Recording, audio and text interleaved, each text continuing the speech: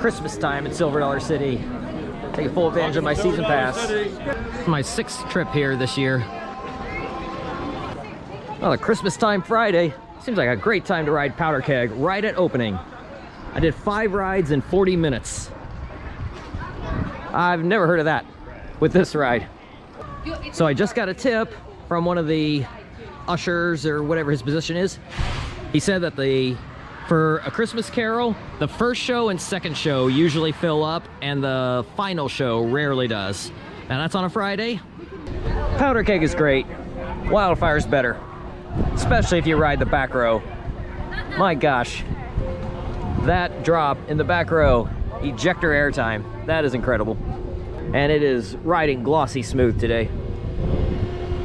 Not always the case with these B&Ms, but you never know day to day. It could be rough tomorrow, but it's smooth today. I got a 6th ride on Powder Keg today. And A Christmas Carol takes place in the Opera House. You've got to check that out when you come here, but it's 1 hour, so it is a little bit condensed, but it really doesn't even feel that way. And riding Powder Keg, when you go up the lift hill and do the turnaround, all this comes into view from high above. Got 3 amazing night rides on Outlaw Run. 2 in row 11 and 1 in the front. The airtime is better in the back, but for a night ride, the visuals in the front, not being able to see anything, not even a train in front of train cars in front of you, that's my favorite night ride row. For the best forces, of course, row 11, not row 12, because that's a wheel seat.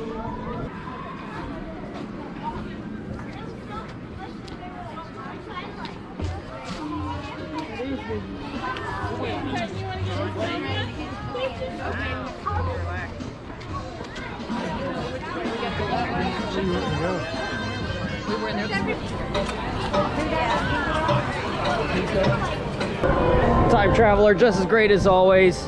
That 0G roll, you just never know how you're going to take that thing. Feels like you're doing a very awkward front flip, or maybe a very wild back flip, or maybe you take it forward or backwards.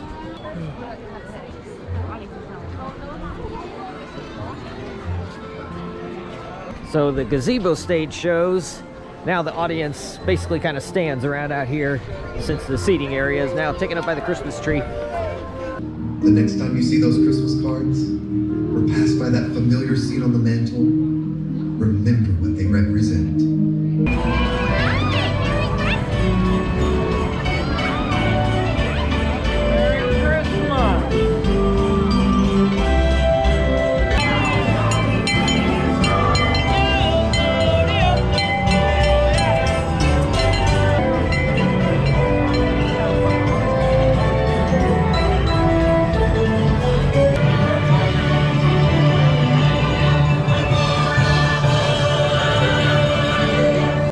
Yeah, 37-degree night ride on Outlaw Run. Doesn't get any better than that.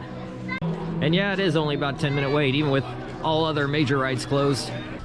Well, I've done 10 rides on Outlaw Run today, all at night.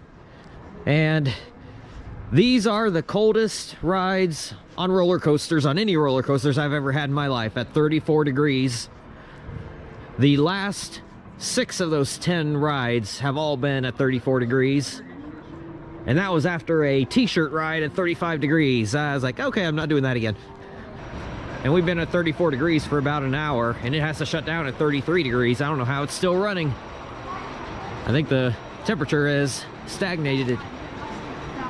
It's so cold I can't even pronounce my words correctly. Stagnated.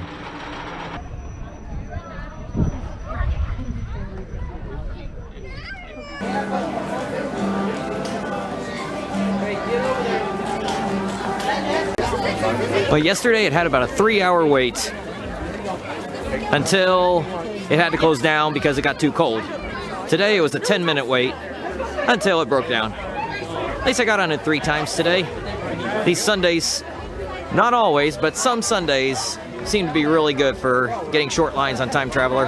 I have had a couple Sundays where it was literally a walk-on. They didn't even have the grouper on the second level. They still were using the grouper here, but I think it was getting close to the point they weren't going to need them anymore.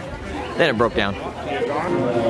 So the last thing I will have done with my Silver Dollar City 2022 season pass was Outlaw Run. Yes, I did go to the Christmas Carol show, which is so good. They put on an amazing production of that. Highly recommended. Maybe the best park show you can go to anywhere.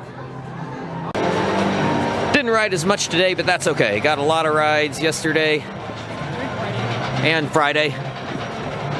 Yesterday, pretty much all my rides were Outlaw Run, but I got on everything else plenty on Friday. But I already got my 2023 season pass, so I will be back. So, Outlaw Run, Silver Dollar City, see you in the spring.